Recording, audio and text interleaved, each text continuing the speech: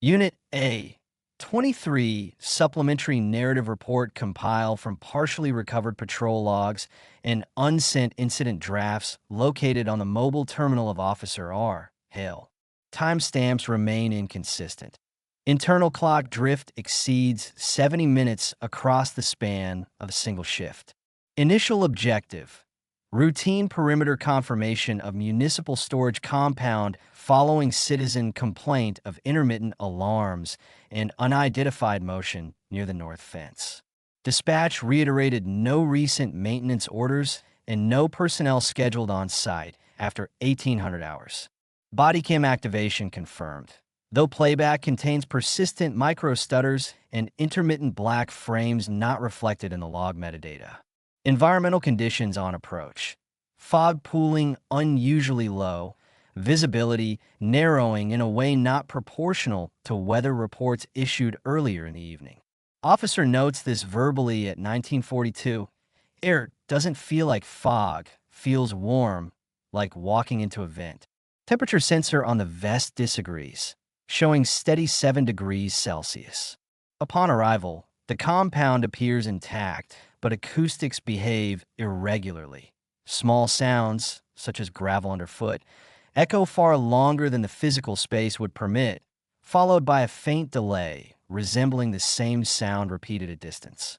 Officer attempts to document, but transmission to dispatch returns scrambled, the outgoing audio replaced with a sharp metallic hum not detected by the officer during recording. Northgate lock pad shows signs of tampering. Surface smudged by what appears to be glove contact. Though impressions are elongated, inconsistent with any known glove pattern, resembling pressure dragged sideways across the pad rather than direct input. Officer reports a low rhythmic thump emanating from inside, initially interpreted as ventilation shutter striking, but the facility's power is confirmed offline according to prior work orders. Bodycam captures the noise, but in playback the rhythm is irregular, more like slow breathing than mechanical repetition. Officer performs a sweep along the perimeter fence. Chain links vibrate subtly without wind or external force, only a narrow section affected, moving as though something on the opposite side brushed against it lightly. IR mode shows a faint haze pooling around the fence base, not present in visible light. Officer documents movement in the corner of vision left side, but bodycam shows no figure, only a brief distortion of the frame, compression artifacts clustering in a silhouette-like shape for 2 seconds before resolving. Upon reaching the rear service entry, officer notes the metal door slightly ajar despite internal security requiring badge access. No signs of forced entry on the handle or hinges.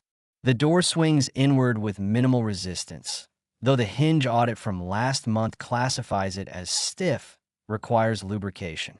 Interior darkness is total. Flashlight beam diffuses unusually, forming a soft cone rather than a direct line, as though particulate matter saturates the air, yet no dust is recorded. Officer calls out standard clearance phrase. Audio returns flat, without the natural reverberation expected in a metal-walled structure. There is a faint odor reported as electrical, like burnt relay, though the power remains disconnected. Upon crossing the threshold, the environment noise profile changes abruptly.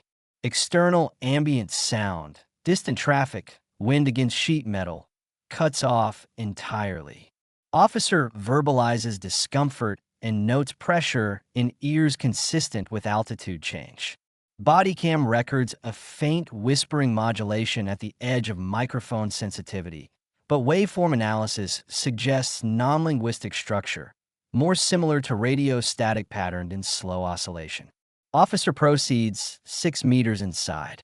Floor exhibits slight vibrations underfoot, periodic, almost cardiac in rhythm. On playback, the vibrations align with subtle fluctuations in video brightness, creating a pulsing dim bright artifact across frames. Flashlight reveals storage racks, though their placement does not correspond to the facility's layout maps. Aisle appears longer than the exterior dimensions would allow. At this stage, the officer halts, stating, "I thought I saw someone at the end of the row." Body cam shows only a faint vertical shadow that lingers half a second after the flashlight passes. When the beam returns, the shadow is absent, yet soft metallic clinking sounds begin deeper in the facility, not correlated with officer movement. The noise grows slightly louder, then abruptly ceases, replaced by a single, sharp impact from within the wall to the officer's right. Surface shows no damage. Officer's breathing accelerates. He notes a cold draft passing from behind, though the door has remained fully closed since entry. Visual feed captures a brief distortion resembling the door frame bending inward by several centimeters, but analysis indicates the effect occurs only in the recording, not in physical reality. Officer attempts another call to dispatch. Transmission fails.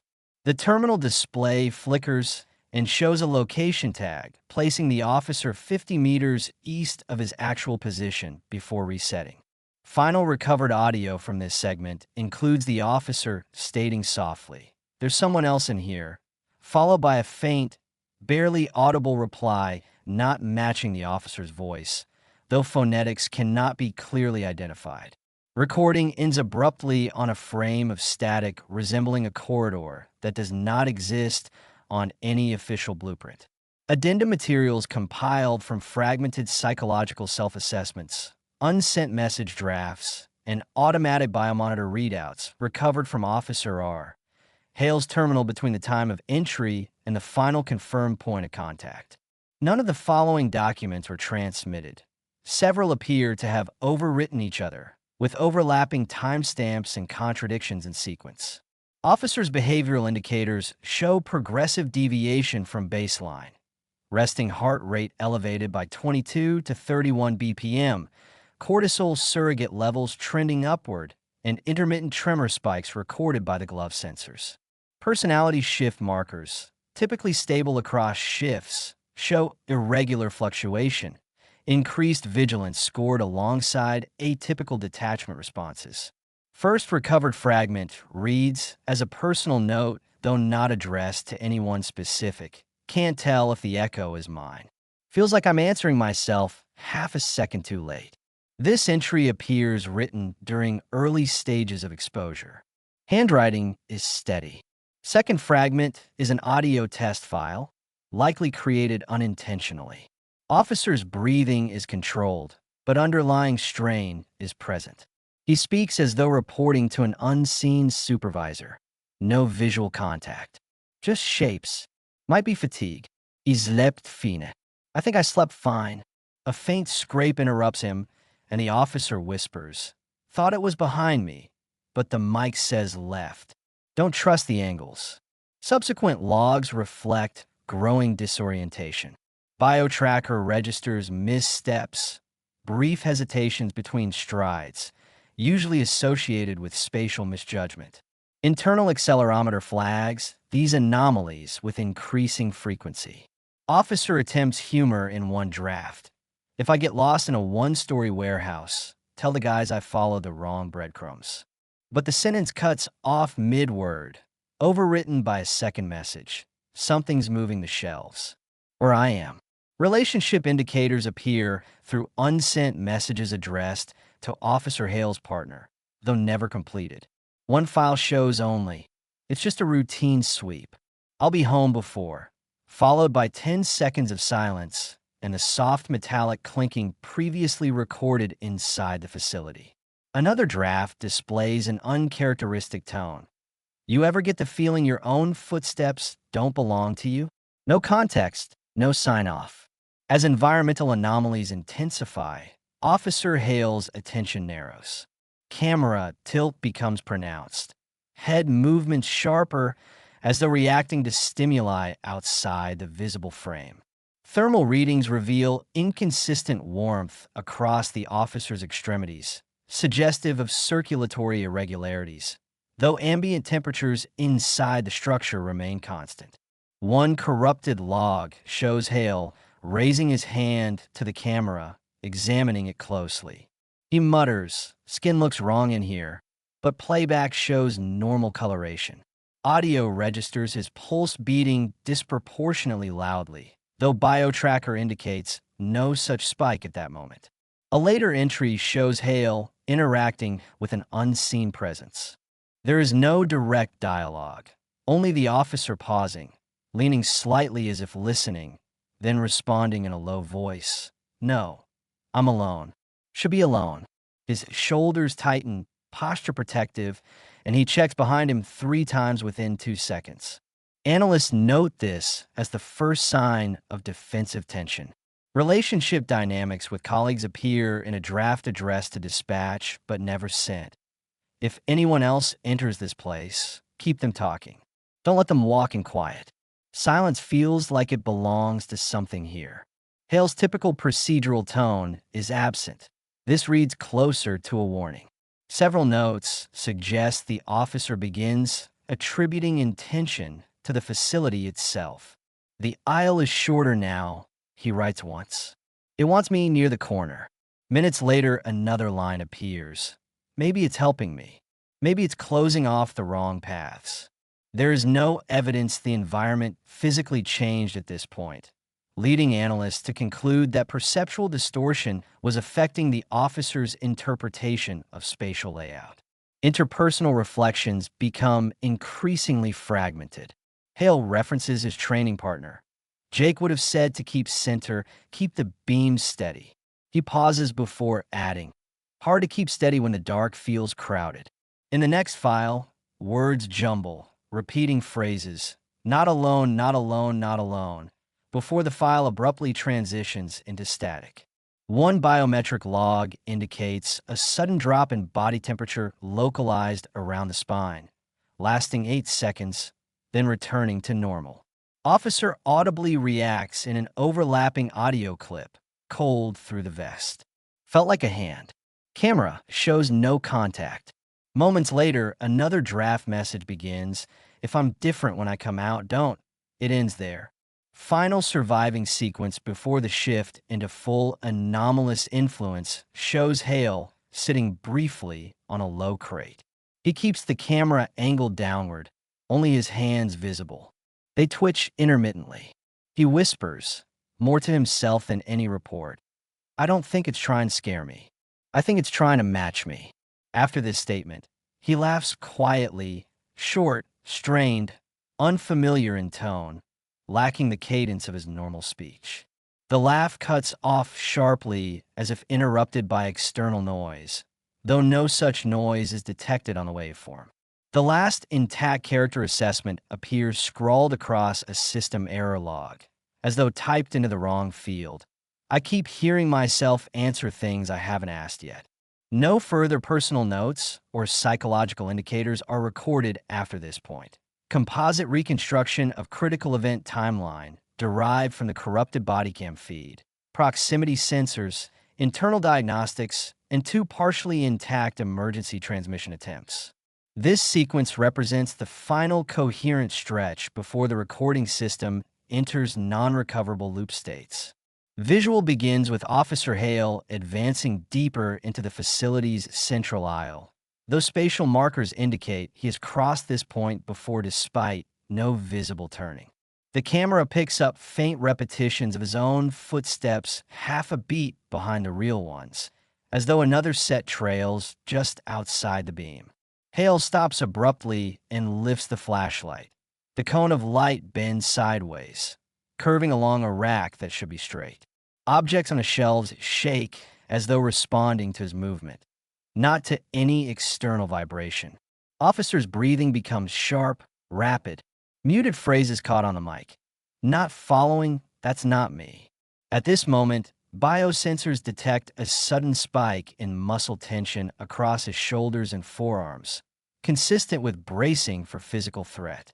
The video momentarily splits into 2 overlapping frames, one showing the aisle empty, the other showing a dark, upright shape at the far end.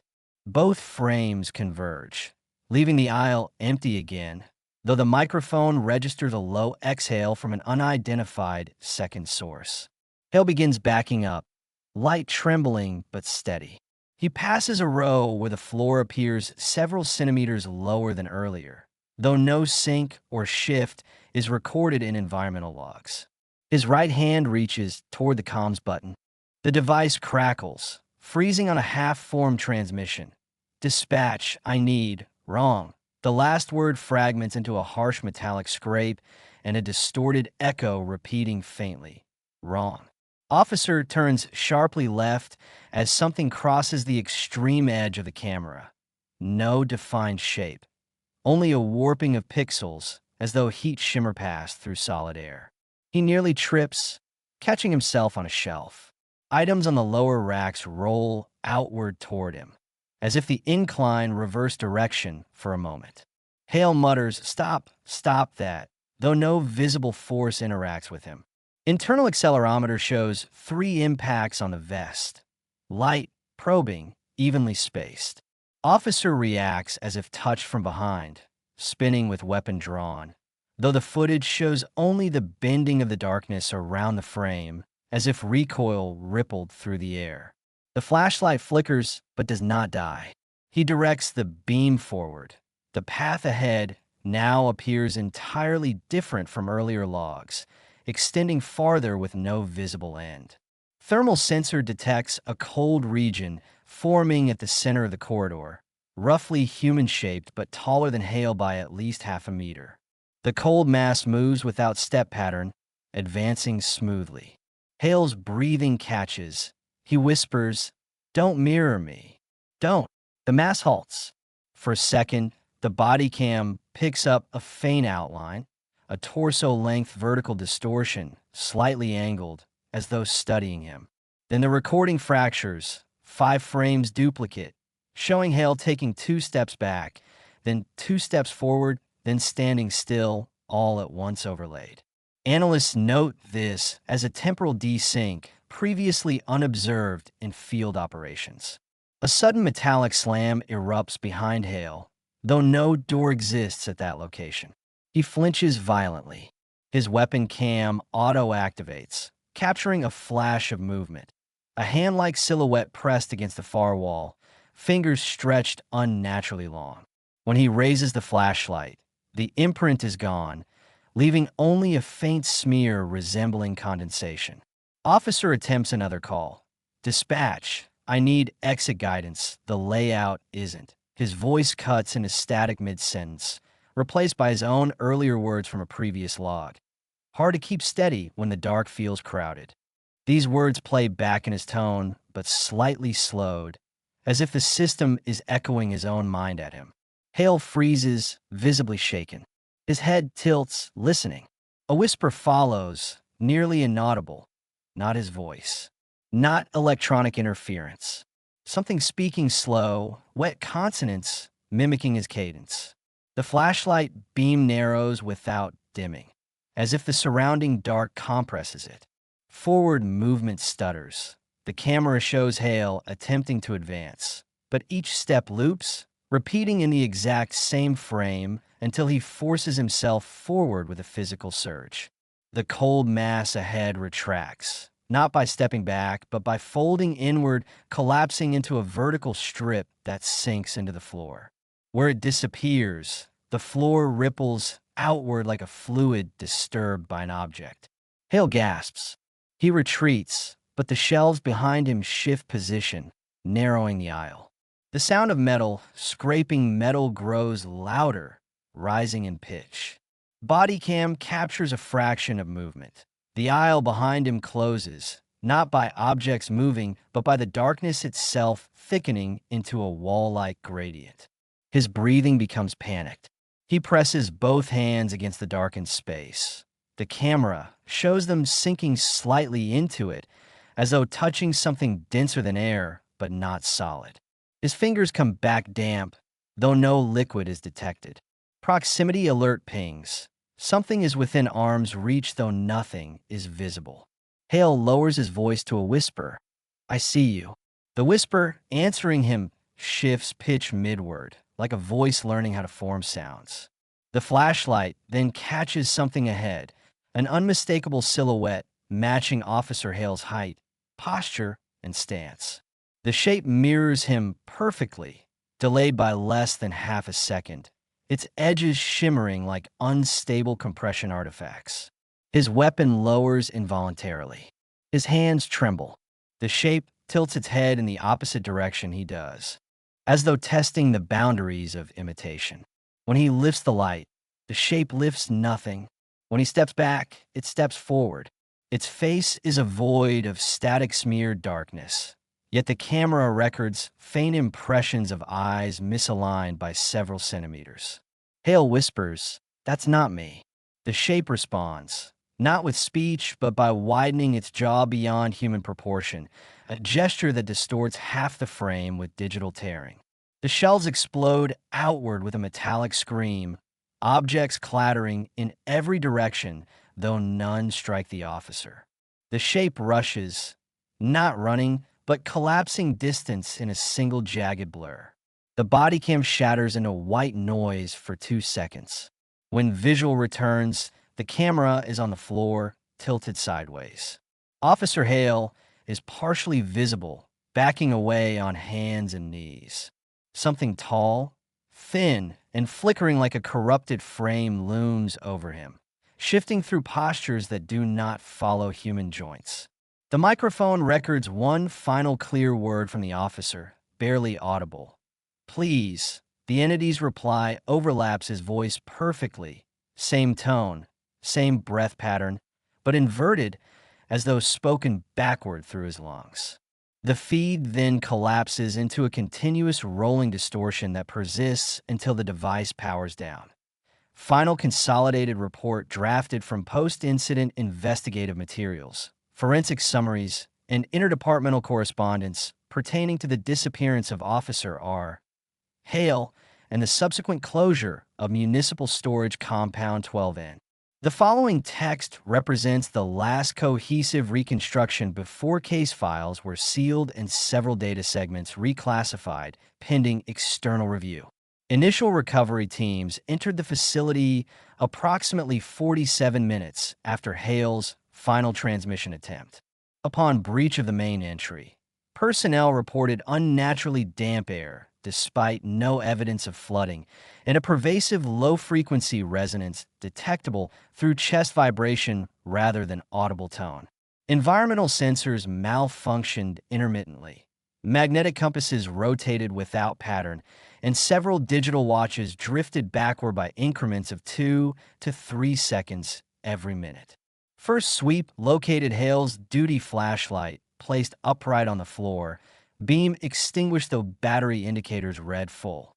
Its lens contained a circular smear resembling an imprint from direct contact with a heated surface, but temperature readings remained normal. No signs of struggle, blood, or ballistic discharge were found within the immediate area. Yet shells along the eastern aisle displayed bend patterns consistent with rapid torsion, as though twisted by force exceeding human capability. Forensic metallurgists note that despite visible deformation, the steel composition showed no stress fractures, implying the metal retained flexibility not characteristic of its manufacture. Body cam was found 12 meters further inside, wedged between 2 storage crates. The casing exhibited shallow impressions matching human fingertips but spaced irregularly, some nearly twice the length of average finger span. Internal storage contained the corrupted sequences already documented, but further frames reveal embedded data that do not correspond to any known file structure. Analysts describe them as non-random pattern voids, suggesting an external process manipulated the recording rather than simple corruption. Search for Officer Hale produced no physical trace beyond biometric residue detected on the floor near the final recording location. Thermal imaging captured residual heat signatures shaped roughly like kneeling positions, though the ambient temperature at time of entry should have dissipated such traces. Several investigators reported perceptual inconsistencies, including brief doubling of shadows and delayed echo of their own footsteps. All personnel were withdrawn after 14 minutes due to rising disorientation and onset of nausea in 3 members. Second sweep, conducted with tethered, remote-operated units, captured distorted spatial readings. Mapping software consistently reflected aisle lengths exceeding structural blueprints by up to 30%, fluctuating during traversal. In one segment, a drone camera recorded a corridor branching westward despite no westward extension existing in any historical construction record. The corridor vanished on the drone's return pass, replaced by solid wall. Video analysis confirms no cut or transition. Frames shift seamlessly from open passage to wall as if the structure changed between cycles. A written statement from lead investigator Colton describes the interior as behaving more like an active system responding to observation than a static environment. This line was later struck from the official report, but retained in the raw data logs. Regarding Officer Hale's psychological materials, transcription specialists determined that several of his unsent drafts showed linguistic patterns matching the speech cadence of the unidentified whisper recorded in the final minutes. Frequency analysis revealed harmonic similarities, suggesting the whisper may have originated using Hale's own vocal signature, not through mimicry, but through modulation of a captured sample. A section of recovered system telemetry shows biometric readings that continued 34 seconds after the body cam feed terminated, registering heart rate and respiration spikes inconsistent with either physical movement or full cessation. These readings abruptly flatten without transitional decline. No biological material matching Hale has been recovered. The municipal storage compound was quarantined following the incident. Subsequent attempts to re-enter the main aisle resulted in repeated equipment malfunctions. Cameras freezing on frames not aligned with real-time motion. Microphones recording delayed environmental audio, and GPS drifting into coordinates located approximately 3 meters below the facility foundation. Structural engineers conducted thermal, acoustic, and ground-penetrating radar scans around the perimeter. All scans failed to generate consistent interior maps. Instead, shapes resembling elongated chambers and duplicate corridors appeared and vanished between cycles. A final attempt to lift floor panels in the central aisle revealed concrete inconsistent with original pour patterns, layered in thin sheets, as if resurfaced multiple times despite no records of renovation. The top layer contained narrow parallel scratches running in sets of 5, depth uniform, spacing irregular. Teams withdrew after the resonance noted by the first responders intensified, spreading from floor to walls, creating a sensation described as the building inhaling. Official conclusion issued to the department states that Officer Hale is presumed deceased due to environmental collapse and structural failure.